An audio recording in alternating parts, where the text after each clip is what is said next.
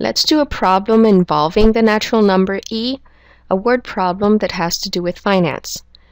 And it says to use this formula to compute the total amount for an investment of $450 at 5% interest compounded continuously.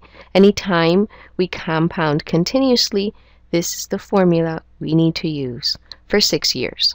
So I'm sorry about this symbol, but I was not able to write RT as an exponent, so this symbol means raised to the RT power. So the formula is really A is equal to P times E raised to the R times T power.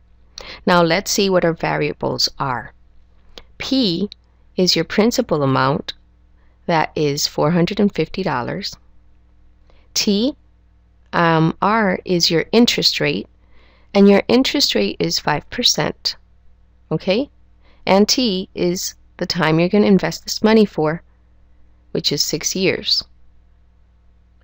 And they're asking you to calculate the total amount, so we're looking for A. To look for A, you just plug in all the values. A is equal to P. P is 450 times E raised to the R power. R is 5%, but we never use R as a percent. We write it as a decimal. So how do we find the decimal representation of 5%? Well, you take 5 and you divide it by 100, which is equal to 0.05. Okay?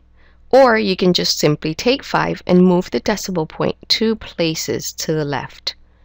So for R, we're going to use 0.05, and we're going to multiply R times T, and T is 6. So we have a multiplication in the exponent part of our expression. A is equal to 450 times E, and then we multiply 6 by 0.05, and you get 0.3. And now our next step is raise E to that power, to the 0.3 power. You do that in your calculator. You get 1.3499.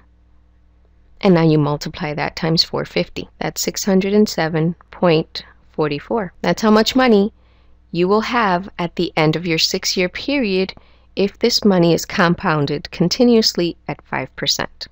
From $450, it becomes $607. I'll see you in the next video with another word problem.